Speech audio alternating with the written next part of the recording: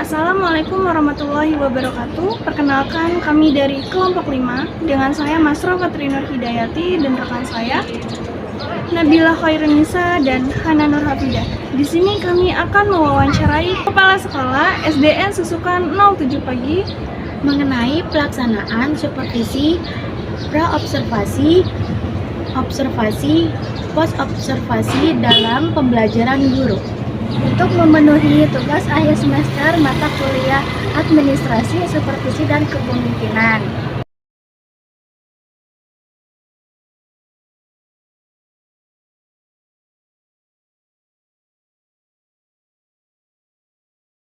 Assalamualaikum warahmatullahi wabarakatuh. Waalaikumsalam warahmatullahi wabarakatuh.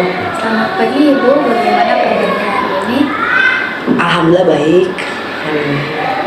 Izinkan kami memperkenalkan diri terlebih dahulu. Nama saya Hana Nur Hafidah dan juga kakak saya ada Nabila Khairunisa dan juga Mas Fatri Nur Hidayati. Kami masuk dari UHAMKA.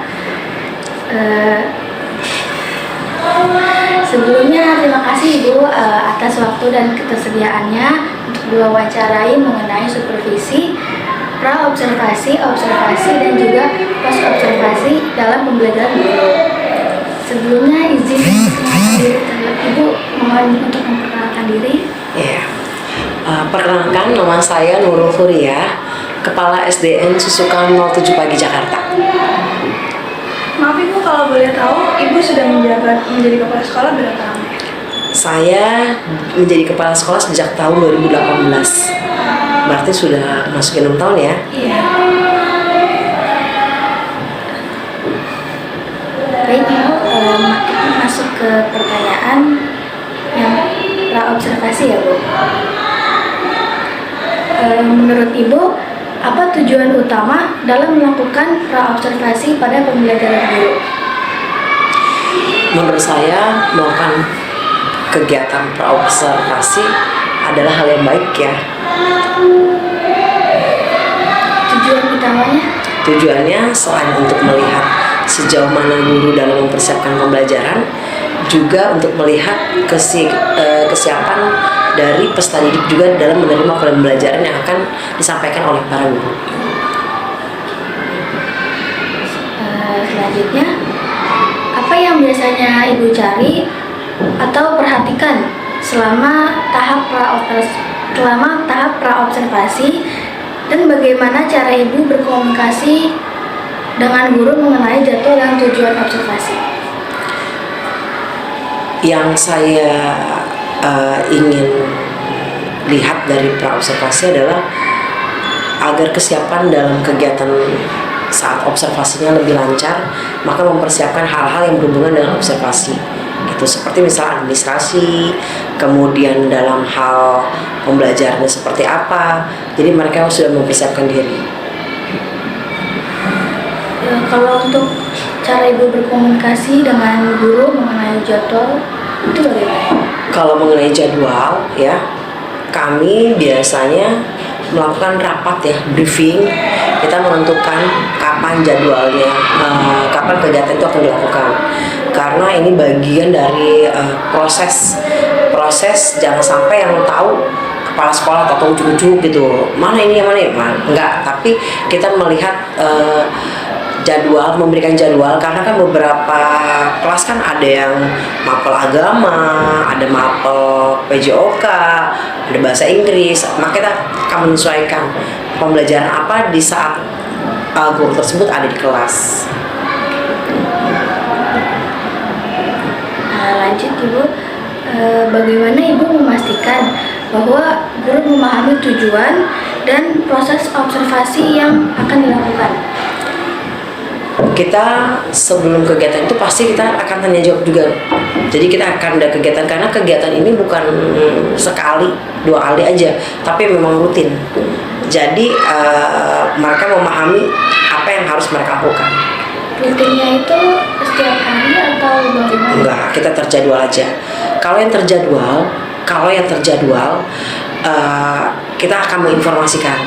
Tapi kalau yang tidak terjadwal, boleh kepala sekolah datang tiap saat ke kelas. Kayak tadi nih, tidak terjadwal, saya datang ke kelas 1, ya kan? Ada di jadwal nggak? Nggak ada. Jadwalnya kemarin ketika hari Kamis yang lalu, minggu lalu, itu jadwal saya. Tapi ketika saya datang ke kelas, langsung itu tidak terjadwal, boleh kapan aja. Selanjutnya, apakah ada alat atau instrumen khusus yang Ibu gunakan selama praobservasi? Selama kegiatan ya, kita ada beberapa instrumen yang akan saya gunakan, dan instrumen itu sudah diketahui oleh Bapak Ibu guru. Ya, jadi Bapak Ibu guru tahu loh apa yang akan dilihat, apa yang dinilai gitu. Baik Ibu, lanjut ke pertanyaan terakhir. Bagaimana persiapan Ibu sebagai kepala sekolah sebelum melakukan observasi pembelajaran guru? Persiapan saya sebagai kepala sekolah, satu ya, menginformasikan apa yang akan diobservasikan kepada guru, itu sih persiapannya ya. Jadi dan guru-guru harus tahu, jangan sampai mereka nggak dikasih komunikasi, jangan sampai mereka nggak tahu, karena ini hubungan dengan komunikasi. Baik Ibu, masuk ke pertanyaan untuk saat observasi. Pertanyaannya itu, apakah ada indikator utama yang Ibu perhatikan saat melakukan observasi pembelajaran di kelas? Semua indikator itu penting ya. Jadi tidak ada yang spesial, artinya ini harus ada, ya, semuanya harus ada, karena sebaiknya memang lengkap checklistnya ya nggak. Jangan sampai ini nggak ada nih, hasil akhir kan jadi kurang kan gitu. Jadi saya rasa semuanya harus ada gitu.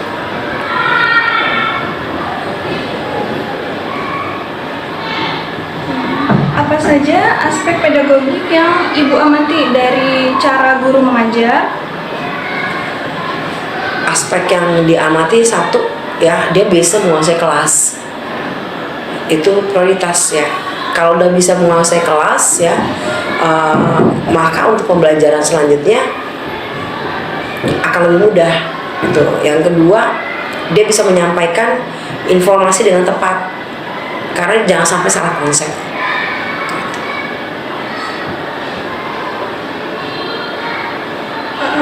Setelah mengamati aspek pedagogik tersebut, bagaimana Ibu mencatat temuan tersebut selama observasi? Jika ada hal-hal yang menonjol ya, kita akan catat dan akan kita sampaikan. Misalnya anak ini tahu-tahu lagi lari gitu, terus apa yang dilakukan oleh Bapak Ibu guru ini? Kalau misalnya mendiamkan kan salah ya kan, tapi kalau misalnya marahin juga lebih salah lagi. Terus bagaimana dikondisikan kelas? Banyak tekniknya. Misalnya sebelum kegiatan itu harus ada kesepakatan kelas, itu disampaikan, itu bagian dari pengkondisian gitu. Jadi kalau misalnya itu hal-hal yang menonjol kan, jadi oh ternyata kalau udah ada kesepakatan kelas, insya Allah nggak ada masalah gitu. Tapi kalau terlewati atau mungkin lupa, boleh diingatkan kembali. Ingat kesepakatan kelas hari ini ya. Misalnya ketika guru menerangkan, kita mendengarkan. Ketika kita dalam pembelajaran, kita harus dalam kondisi siap dan tidak bercanda. Itu biasanya anak-anak udah dikasih konsep sih untuk kesepakatan kelas, dan mereka harus mentaati itu.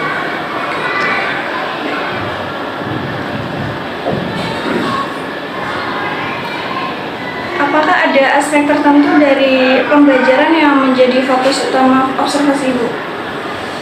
Aspek utama ya tadi itu ya, kalau guru bisa mengkondisikan ya, itu saya rasa berjalan dengan lancar gitu aja sih aspek utama. Selebihnya mengikuti ya. Kalau walaupun hal-hal wajib kayak konsep segala itu wajib ya, bener, jangan sampai salah konsep gitu. Kemudian ketika ada anak yang bertanya, langsung disikapi, jangan dicuekin, jangan dianggurin, jangan didiemin gitu. Kemudian hal-hal yang berhubungan dengan apa ya, keseimbangan ya, artinya keseimbangan apa tuh ya? Keadilan. Jadi antara siswa laki-laki dan siswa perempuan ketika mereka bertanya, ketika mereka berinteraksi, kita harus adil gitu. Jangan sampai saya maunya anak perempuan dia saya jawab gitu, anak laki-laki karena ribut makanya nggak dijawab, nah itu nggak boleh. Itu sih kita bisa melihat itu dari sikap bapak ibu guru dalam kegiatan pembelajaran, itu terlihat biasa.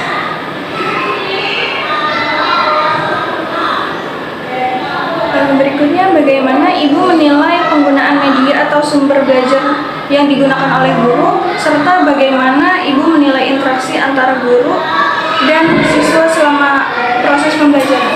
Ya, tidak dipungkiri ya, media, sumber belajar, kemudian alat peraga sangat mempengaruhi kegiatan pembelajaran di siswa tersebut.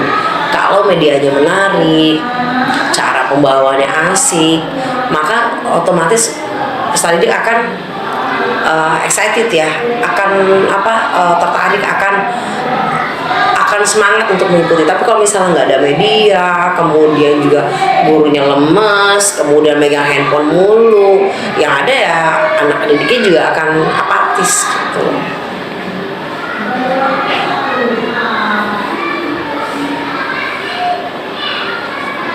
Bagaimana Ibu menangani situasi atau kejadian yang tidak terduga selama observasi? Misalkan ada masalah yang ada di kelas gitu. Sebagai seorang yang mengobservasi ya, saya diem aja sih. Betul nggak sih? Kan saya ada masalah nih. Misalnya kita kan pengen melihat bapak ibu guru tuh ketika menghadapi itu apa yang dia lakukan. Betul nggak sih? Iya kan? Jadi kita melihat sikap para guru. Iya, kalau kita ikutan nanti berarti kan kita nggak bisa melihat tindakan dia. Iya nggak? Iya, pengen tahu. Nanti kalau misalnya, tapi kalau misalnya tidak bisa diatasi, ya kita ikut campur. Contohnya misalnya ada anak yang kita nggak ngeliat nih, misalnya kita lagi ngeliat di sini, terus sebelah situ ada yang bercanda.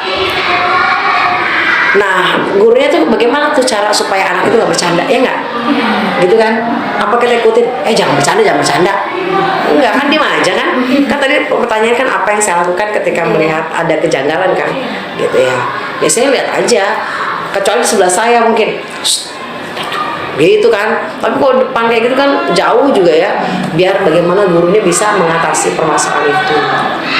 Bisa nggak dia mengatasi masalah itu? Biasanya sih kalau kayak gitu, saya kalau misalnya dalam kondisi seperti itu paling gini, gitu aja. Tapi kalau misalnya udah agak ini nggak bisa pakai kode ya gurunya langsung. Kita lihat, oh gurunya bagaimana nih. Contoh nih yang saya cerita nih, ya kemarin ketika akreditasi, ya ternyata ada asesor kan yang melihat ya dari luar, pihak luar tuh melihat, datang ke kelas. Di kelas itu ternyata ada anak yang memang istilahnya memang suka mencari perhatian ya, dia nangisin anak yang lain. Kebayang nggak ketika akreditasi dia nangisin anak yang lain ya. Tapi karena gurunya bisa menyikapi dengan baik ya, maka kami hasilnya juga baik. Bahkan asesor itu bercerita, ada salah satu anak dia juga melihat, oh ini kayaknya emang spesial nih, istimewa nih gitu. Jadi dia menyikapi juga sikapnya bijak gitu loh, nggak nyalahin guru, nggak nyalahin sekolah, karena udah melihat karakter anaknya juga seperti apa.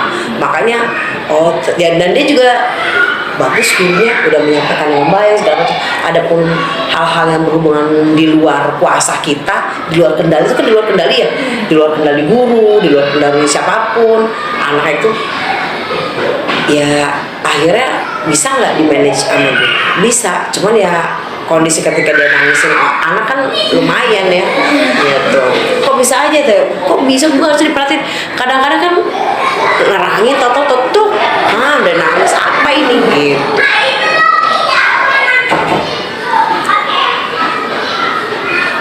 Pada observasi pembelajaran guru, apakah ada tantangan atau hambatan dalam melaksanakan observasi tersebut? Tantangannya insya Allah aman ya, itu dijadikan sebagai hal-hal yang baru yang buat kita supaya lebih semangat lagi. Kalau hambatan tuh kayaknya waktu ya, karena waktunya juga kita terjadwal dan punya hal-hal yang banyak juga yang harus kita selesaikan, maka agak rumit di waktu. Tapi kita mensiasatinya dengan cara kebetulan untuk kegiatan ini, observasi ini, kami mencanangkan di pengelolaan kinerja. Jadi setiap guru, misalnya saya masuk bersama ibu, ya, nanti kita sama-sama melihat ibu ngajar. Jadi yang observasi bukan hanya saya, tapi rekan sejawat juga. Nanti mereka memberikan laporan dan mereka upload nanti ke dalam pengelolaan kinerja kita. Jadi akhirnya sekali dayung udah 3 pulau terlampaui.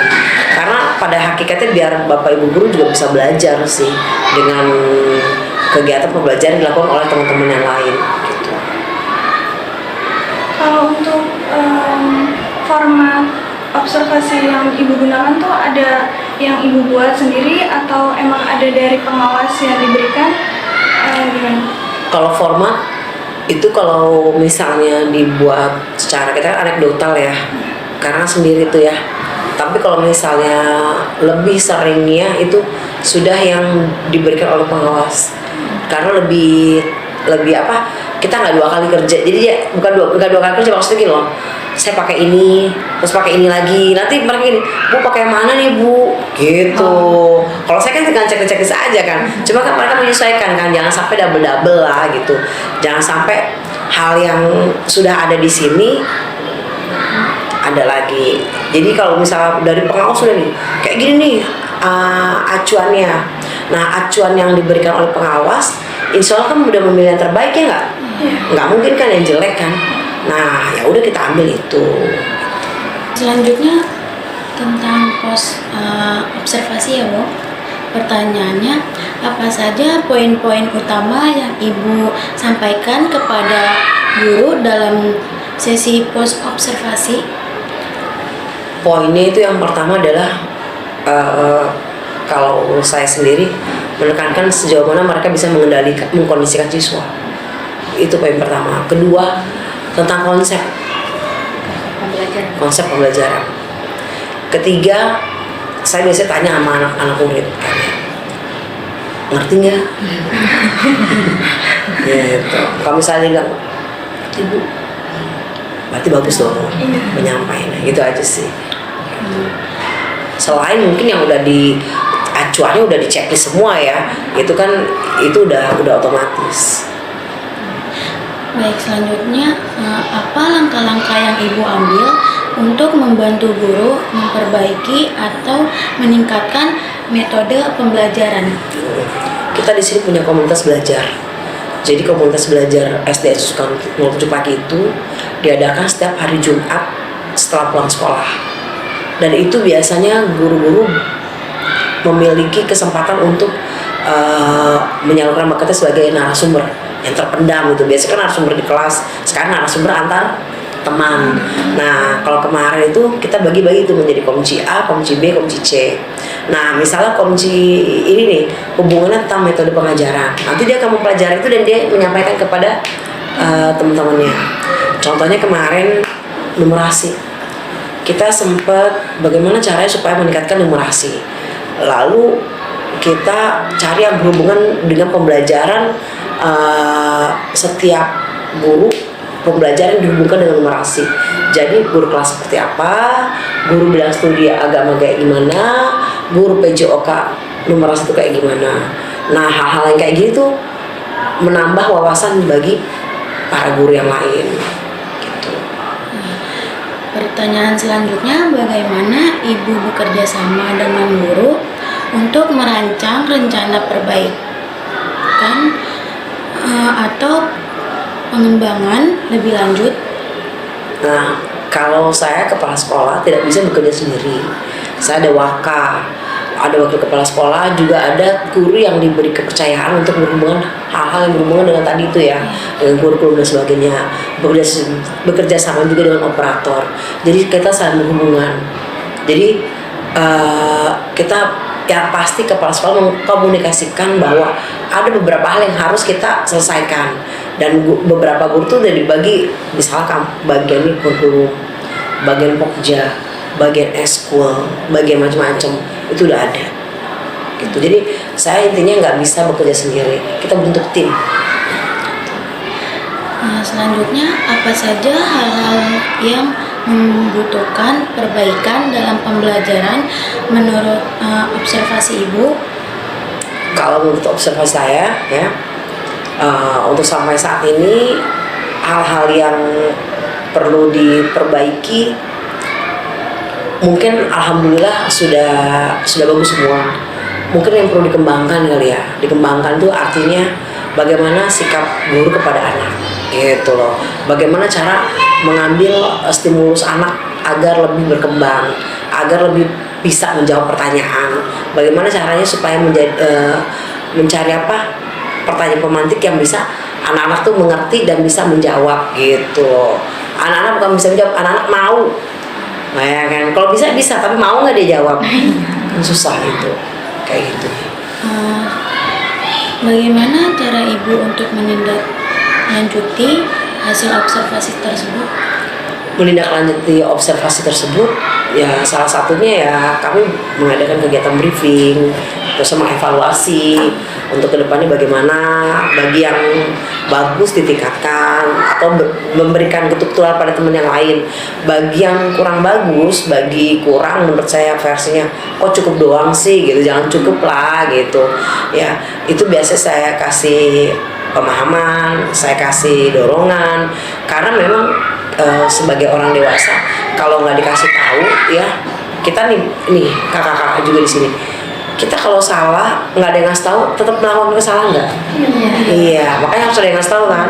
Nah jadi kita sampaikan hal seperti itu, karena untuk berubah itu kalau nggak ada dorongan atau nggak ada dari hati tuh susah sekali. Baik, Ibu. Apakah Ibu mengadakan sesi refleksi bersama guru untuk membahas hasil observasi? Jika iya, bagaimana formatnya? Ya, untuk refleksi sendiri ya itu dilakukan ya. Formatnya awal itu pakai Google Form ya. Apa yang kamu lakukan gitu loh. Dikasih mereka kasih jawaban. Gitu. Ya, tapi memang tidak semuanya yang memberikan respon. Misal saya di 17 guru. Awalnya kan hari ini 17, lama cuma 8 gitu ya. Ternyata mungkin karena terlalu sering ya, akhirnya sempat juga jangan tiap hari, padahal idealnya tiap hari ya. Tapi ternyata kalau tiap hari itu kan hubungannya, kalau refleksi cuman ngomong aja bisa, tapi kalau untuk nulis kan kayaknya apa nih gitu loh. Kayaknya banyak waktu yang kayaknya untuk nulis buku masing-masing silahkan, tapi kadang-kadang kan suka lupa segala macam. Akhirnya dipakailah fasilitas Google Form biar sambil megang HP keluar kan ngetikan ya. Ternyata itu juga kadang-kadang susah juga ya. Tapi kita nggak bisa memukul bahwa wah ini malas, enggak, karena memang ternyata mungkin persoalannya saya baca juga sama aja nih di kemarin nih. Itu betul nggak? Emang pembahasan misalnya saya tanya bagaimana saya begini, besoknya saya begini. Mungkin karena emang beragam, masih homogen, sama, nggak ada yang kegiatannya juga nggak ada anak yang menonjol yang bagaimana gitu, biasa aja. Jadi akhirnya semuanya jawabannya kayak kopas gitu, cuman ganti hari. Cuman akhirnya dipilih bukan tiap hari tapi seminggu sekali gitu loh untuk refleksinya ya. Adapun untuk refleksi observasi itu ada di kepala kinerja. Selama refleksi itu menyadari bahwa dirinya masih ada yang perlu diperbaiki, itu memiliki nilai yang baik. Tapi kalau misalnya ketika refleksi menyalahkan murid, ya muridnya tidak mau mendengarkan, nah itu berarti masih belum mengerti arti kata refleksi itu sendiri. Jadi refleksi kan saya merasa, betul nggak? Iya. Gitu. Yang harus saya benahi, ya nggak? Yang harus saya perbaiki.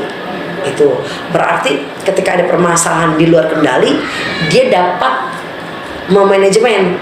Tetapi kalau misalnya dia bilang ada permasalahan di luar kendali kita nih, dia bilang gini, anak itu begini, berarti dia nggak bisa menyelesaikan masalah tadi, karena hubungannya di luar kendali dia dan dia tidak bisa mengkondisikan atau mengendalikan. Tapi kalau ada permasalahan di luar kendali dan dia memahami, artinya bisa mengendalikan. Ruwet ya bahasanya? Paham ya? Iya, gitu. Jadi di luar kendali, dalam kendali, mudah mengendalikan tuh gitu, ngerti ya? Aduh, saya juga baru bahasa itu juga ketika saya pengembangan kinerja, apakah itu masalah di luar kendali atau bukan? Gitu, ada. Maaf Ibu, untuk format itu Ibu yang menyusun di Google Form atau emang sudah Saya yang buat. Oh, Ibu yang buat. Saya buat di Google Form, ya saya buat Google Form. Terusnya nanti mereka mengisi, gitu. Itu sempet tiap hari, lama-lama ya tadi itu 15 kan kita pengen lihat ya. Cuma mungkin yang lain juga capek juga kali ya.